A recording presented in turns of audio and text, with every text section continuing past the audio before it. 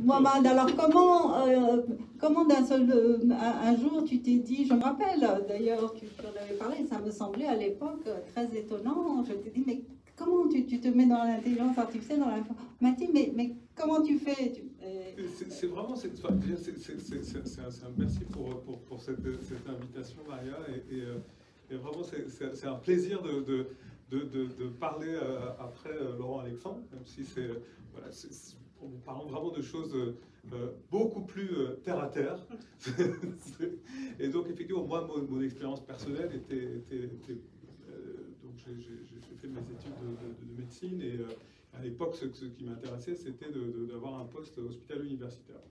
Et on m'a dit, ah, pour faire ça, il faut absolument que tu fasses une maîtrise, et donc il fallait rentrer dans une thèse. Et je m'intéressais à l'informatique à l'époque, et donc je me suis dit, bah, tiens, je pourrais faire une maîtrise en informatique.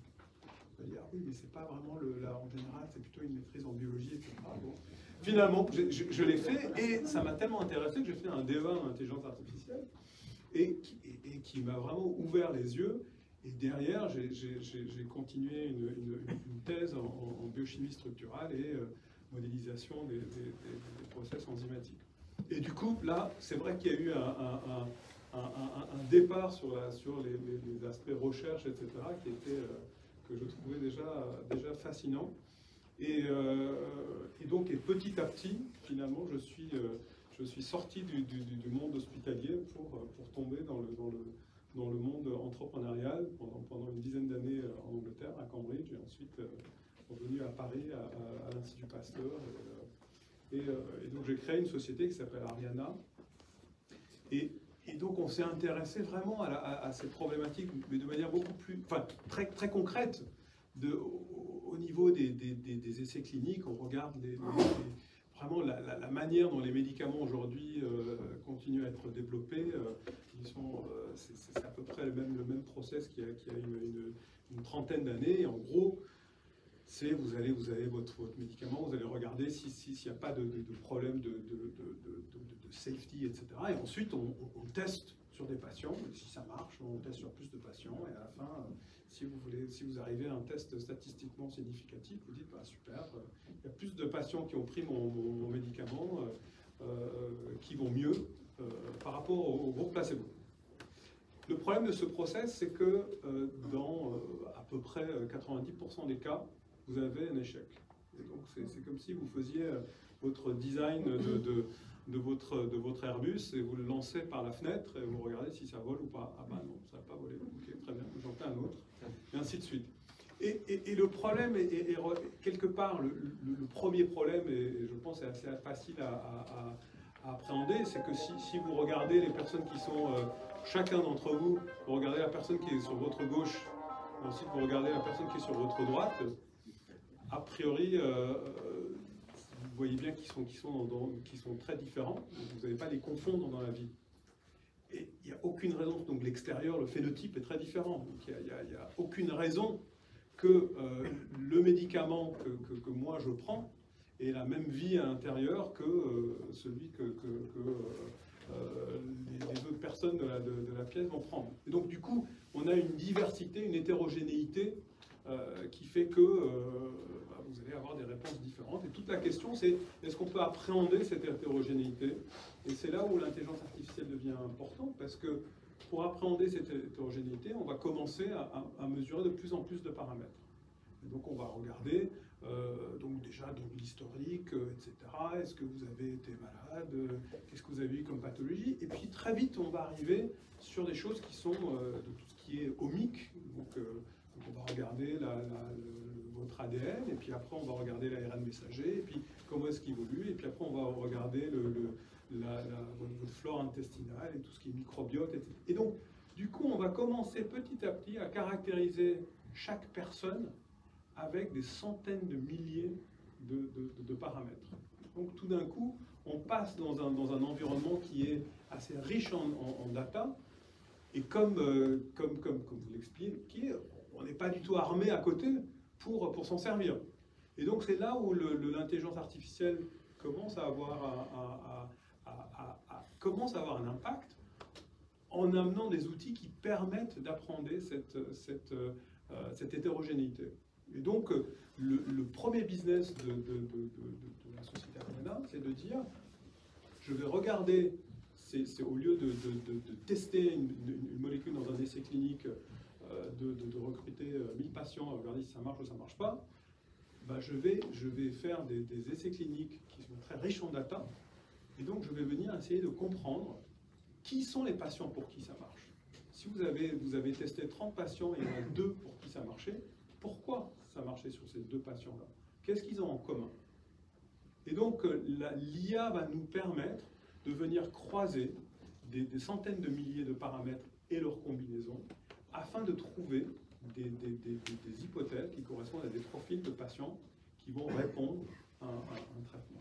On va aussi utiliser la même IA pour essayer de comprendre quelle serait la meilleure mesure de la réponse pour mieux capter la valeur du produit. Donc pour qui, qu'est-ce que je mesure? Et ensuite, si vous avez un traitement, c'est aussi de regarder, est-ce qu'il y a d'autres indications pour ce traitement? Vous savez qu'il y a un profil qui est intéressant. Est-ce que vous pourrez avoir d'autres applications pour ce traitement? Et donc c'est comme ça que l'intelligence artificielle, petit à petit, et le terme petit à petit est important, rentre dans les mœurs pour utiliser cette IA dans le design et la conception des médicaments. Et vraiment les choses ont changé de manière très importante. Moi, il y a 10 ans, quand j'ai commencé, j'ai présenté ce que je faisais dans un directeur médical d'un grand groupe qui m'a dit, mais monsieur, c'est de la torture de data ce que vous faites. Mais pourquoi?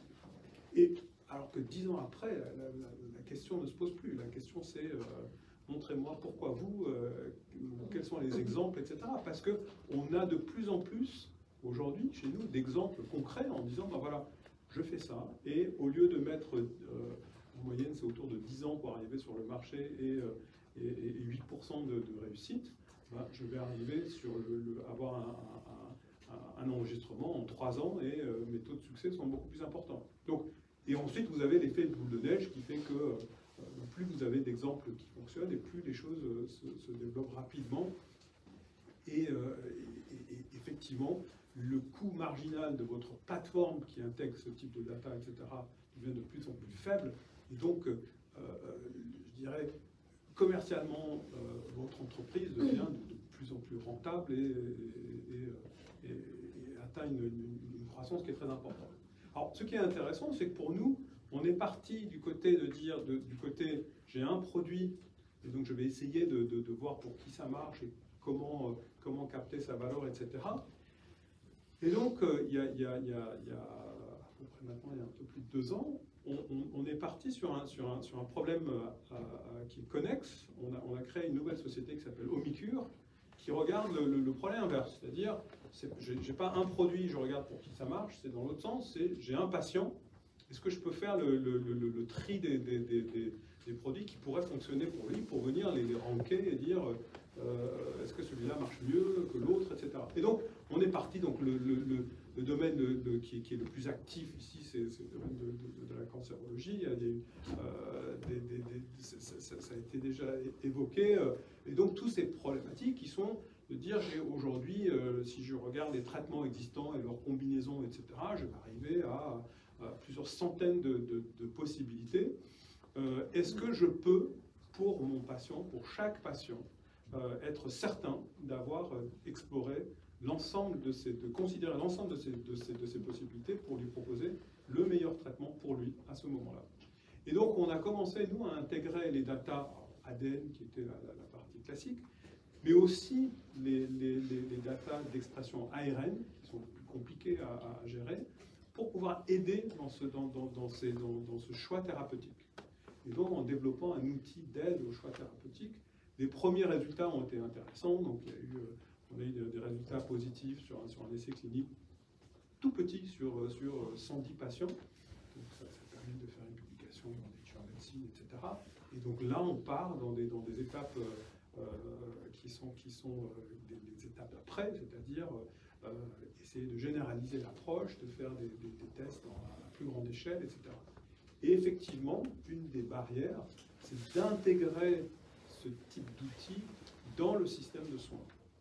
Et ça, c'est quelque chose qui se fait en montrant l'efficacité du produit, mais aussi en formant les médecins à les utiliser. Donc du coup, ce qu'on fait aujourd'hui, c'est qu'on finance des médecins qui sont des post-docs, qui vont travailler avec nos outils dans les différents services hospitaliers. Donc vous voyez, on est vraiment dans la partie formation. Mais je pense que je rejoins Laurent Alexandre en disant que vraiment, aujourd'hui, c'est un Eldorado. Les choses avancent à une vitesse incroyable. Et c'est quand même passionnant de voir que l'IA, finalement, peut avoir un impact sur aussi bien la conception de médicaments que l'aide au choix thérapeutique, et dans un temps court. Quand j'ai commencé à m'intéresser à l'industrie pharma, la plupart de mes collègues qui travaillaient dans l'industrie pharma n'avaient jamais vu un produit sur lequel eux, ils avaient travaillé arriver sur le marché. Et donc, finalement, l'impact de ce qu'ils avaient fait personnellement était un peu noyé dans la masse. Aujourd'hui, ce qui est vraiment excitant, c'est que chacun peut dire, on est dans ces domaines de data science et pharma et santé, c'est que vous pouvez avoir un impact et dans un laps de temps fini. Donc je vous rejoins pour dire que c'est une période passionnante.